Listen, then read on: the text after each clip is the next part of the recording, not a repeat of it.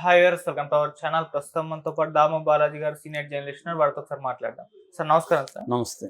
Sir, Jabardasth fame Ritu Chowdary అనే అమ్మాయి and వాళ్ళ హస్బెండ్ ఇద్దరు కూడా 700 కోట్ల భారీ భూ స్కామ్ లో ఇరుక్కపోయారు అని చెప్పేసి వార్తలు వినిపిస్తున్నాయి. ఇందులో జగన్మోహన్ రెడ్డి గారి వైఫ్ భారతి గారు కూడా ఇన్వాల్వ్మెంట్ ఉందని కూడా ప్రచారం అయితే జరుగుతుంది సార్. మరి ఏంటి స్కామ్, వీళ్ళు ఎందుకు ఇన్వాల్వ్ అయ్యారు, మరి ఇది ఏం జరిగింది, మీరేం చెప్తారు సార్ దీని గురించి? నేను దీని మీద దాదాపు చాలా న్యూస్లు చూశాను. ఇవన్నీ కూడా తెలుగుదేశం ఛానళ్ళు మీడియాలోనే వచ్చాయి. ఓకే.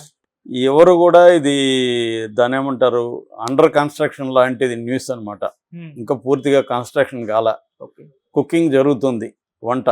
ఈ లోపలే ఆ వంట ఎలాంటి వంట, దాంట్లో ఏమున్నాయి, ఇవన్నీ చర్చకు వచ్చాయి. బేసిక్గా ఇప్పటి వరకు వీళ్ళు చెప్తున్న సమాచారం అంటే హాఫ్ కుక్డ్, హాఫ్ బాయిల్డ్. ఇప్పటి వరకు వీళ్ళు చెప్తున్నది ఏంటంటే రీతూ చౌదరి అనే అమ్మాయి 700 కోట్ల ల్యాండ్ స్కామ్లో ఇరుక్కునింది అనేది టైటిల్ వార్త. ఈ రీతూ చౌదరి ఎవరు చాలామందికి తెలుసు. రీతూ చౌదరి తెలుగు సినిమాలు, తెలుగు సోషల్ మీడియాలో యాక్టివ్ ఉండే వాళ్ళకి అందరికీ ఈ అమ్మాయి తెలుసు. జబర్దస్త్ చూసే వాళ్ళకి తెలుసు. రీతూ చౌదరి అనే అమ్మాయి యాక్చువల్గా వనం దివ్య అమ్మాయి అసలు పేరు. రీతూ చౌదరి అని పాపులరు. సో ఆ అమ్మాయి గతంలో గోరింటాకు, తర్వాత అమ్మ కోసం, ఇంటి గుట్టు ఇలాంటి సీరియల్స్లో నటించింది. దాని తర్వాత అనేక షార్ట్ ఫిల్మ్స్ చేసింది. సోషల్ మీడియాలో వెరీ యాక్టివ్. రీల్స్ విపరీతంగా ఎక్స్పోజింగ్ చేస్తూ రీల్స్ చేస్తుంటుంది. అమ్మాయి జబర్దస్త్లో ఆది టీం ఉన్నాడుగా, హైపర్ ఆది టీంలో పాపులరు. బోల్డ్గా ఉంటుంది అమ్మాయి, మాటలు కానీ బోల్డ్గా ఉంటుంది. అమ్మాయి కొన్ని యాంకర్గా ఇంటర్వ్యూలు కూడా చేసింది. సో అవన్నీ కూడా వైరల్ బాగానే అయినాయి ఇన్స్టాగ్రామ్లో కూడా. ఆ అమ్మాయి శ్రీదేవి డ్రామా కంపెనీ ఇలాంటి దాంట్లో కూడా పాపులర్ అయింది. సో ఆ అమ్మాయి ఒక చేమకుర్తి శ్రీకాంత్, వాడెవడో మాత్రం వీళ్ళెవరూ రాయలే. అసలు నిందితుడు అతనే, చేమకుర్తి శ్రీకాంత్. అతను ఎవరు, అతని బ్యాక్గ్రౌండ్ ఏమిటో ఒక్కడు రాయడు వీళ్ళు ఎవరు. తర్వాత అతను ఈమె కలిసి ఒక పెద్ద స్కామ్ చేశారు అనేది వీళ్ళు రాశారు. ఆ స్కామ్ ఎలా చేశారు ఏంటి రాయలేదు ఎవరు. దానికి ఇంకొక ఇది తీసుకొచ్చారు. ధర్మసింగ్ అనే ఒకడు దొరికాడు పోలీసులకి, ఏసీబీ వాళ్ళకి. ధర్మసింగ్ ఎవడు అంటే, నాకు కలెక్ట్ చేసిన పీసెస్ ఆఫ్ ఇన్ఫర్మేషన్ నుంచి ధర్మసింగ్ అనే వ్యక్తి ఇబ్రహీంపట్నంలో మాజీ రిజిస్ట్రారు. అతని మీద అనేక కేసులు ఉన్నాయి. అతను అజ్ఞాతంలో ఉన్నాడు ఇప్పటి వరకు. ఎందుకంటే అవినీతి కేసులు ఉన్నాయి. పలుమార్లు జైలుకి వెళ్ళి వచ్చాడని వీళ్ళే రాశారు. సో పలుమార్లు జైలుకి వెళ్ళొచ్చిన ఒక అజ్ఞాతంలో ఉన్న ఒక సబ్ రిజిస్ట్రారు పోలీసులకి లేదా ఏసీబీ వాళ్ళకి దొరికాడు. వాళ్ళు అతని స్కాముల్ని విచారిస్తున్నారు. నువ్వు ఎలా ఇంత డబ్బులు సంపాదించావు, ఏ ల్యాండ్స్ని ఎట్లా స్కాములు చేసావని అడుగుతుంటే అతను ఒక దారుణమైన ఇది బయట పెట్టాడు. అదేంటంటే శ్రీకాంత్, ఈ చేమకుర్తి శ్రీకాంత్, తర్వాత ఈ రీతూ చౌదరి, వీళ్ళిద్దరు కూడా జగన్ బినామీలు, భారతిరెడ్డి బినామీలు. జగన్ పిఏ నాగేశ్వర రెడ్డి, జగన్ బ్రదర్ వరుస వైఎస్ సునీల్ రెడ్డి, వీళ్ళ పేర్లతో కొన్ని ల్యాండ్స్ని నేను రిజిస్ట్రేషన్ చేసి ఇచ్చాను. అందులో ఒకరు ఒప్పుకోకపోతే వీళ్ళకి రిజిస్ట్రేషన్ చేయడానికి వాళ్ళని కిడ్నాప్ చేసి గోవా తీసుకెళ్ళి వాళ్ళని బెదిరించి ₹1 కోటి వాళ్ళ దగ్గర వసూలు చేసి వాళ్ళ తల్లిదండ్రుల దగ్గర అబ్బాయిని వదిలిపెట్టారు. సో వీళ్ళందరూ కలిసి ఈ బినామీ పేరుతో, శ్రీకాంత్ పేరుతో, రీతూ చౌదరి పేరుతో 700 ఎకరాలు నేనే రిజిస్ట్రేషన్ చేశాను. అది కూడా ఎనీవేర్ రిజిస్ట్రేషన్ కింద. మామూలుగా ఇబ్రహీంపట్నం అంటే ఆ పరిధిలోనే చేయాలి కదా, కానీ అట్లా కాదంట.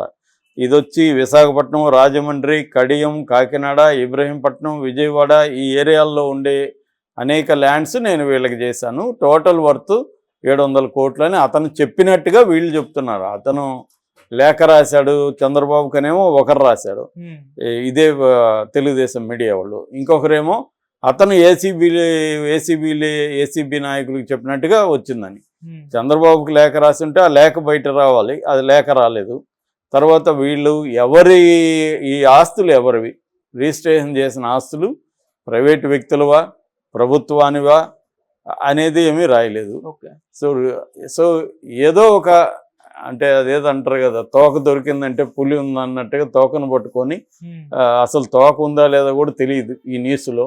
ఇదేంటంటే రీతూ చౌదరి అనే అమ్మాయి రావడం వల్ల మీడియా అటెన్షన్ వచ్చింది. ఇది ఫైనల్గా రీతు చౌదరికి మాత్రం హెల్ప్ అయ్యేట్టుగా ఉంది. అమ్మాయి ఎవరికి తెలియదు. సో ఇప్పుడు ఆ అమ్మాయి పాపులర్ అయ్యే అవకాశం ఉంది. ఆ అమ్మాయికి ఆల్రెడీ సినిమాల్లో ట్రై చేసుకుంటుంది. అమ్మాయికి చాలా, నేను కూడా 2-3 వీడియోలు చూసాను. అమ్మాయికి కొంత ఆస్పిరేషన్స్ బలంగానే ఉన్నాయి. దానికి హెల్ప్ అవ్వచ్చు, అంతకంటే ఏమీ లేదు. ఈ శ్రీకాంత్, చెముకుర్తి శ్రీకాంత్ ఖండన ఇచ్చాడని కూడా వాళ్ళే ఒక ఛానల్ వాళ్ళు పెట్టారు.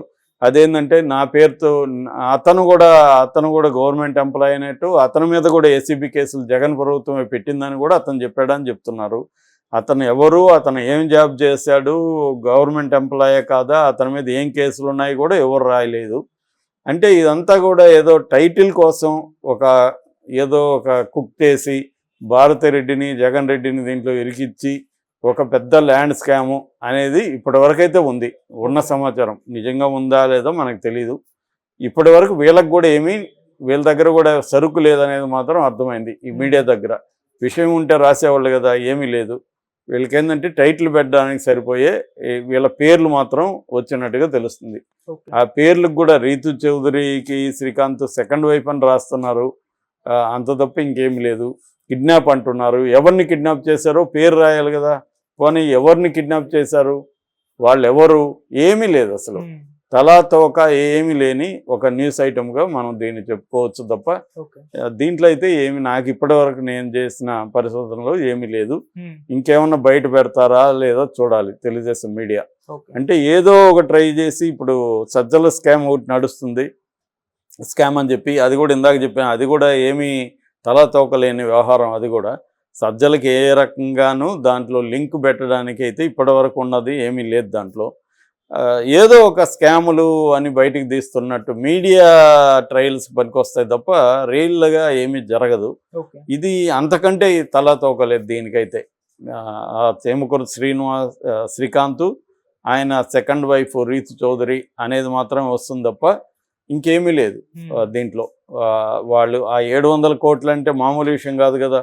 ల్యాండ్స్ పైగా ఇన్ని టౌన్లలో వాళ్ళిద్దరు కలిసి చేసుకోవాలంటే, ఈ రీస్టార్ట్ చేశాడంటే చేసి ఉండొచ్చు, పాజిబుల్ కాదని నేను అనట్లా, జరిగుండొచ్చు. కానీ మరి జగన్ ప్రభుత్వంలోనే నా మీద కేసులు పెట్టారని శ్రీకాంత్ అంటున్నాడు. శ్రీకాంత్ ఛాలెంజ్ చేస్తున్నాడు, వాళ్ళు రాసిందే. శ్రీకాంత్ ఛాలెంజ్ చేశాడు, నా పేరు మీద 1 సెంట్ ఇలా రిజిస్ట్రేషన్ చేసుకొని ఉన్నా కూడా నా పేరు మీద కానీ రీతు చౌదరి పేరు మీద కానీ నిరూపించండి అని అతను అడుగుతున్నాడు. కాబట్టి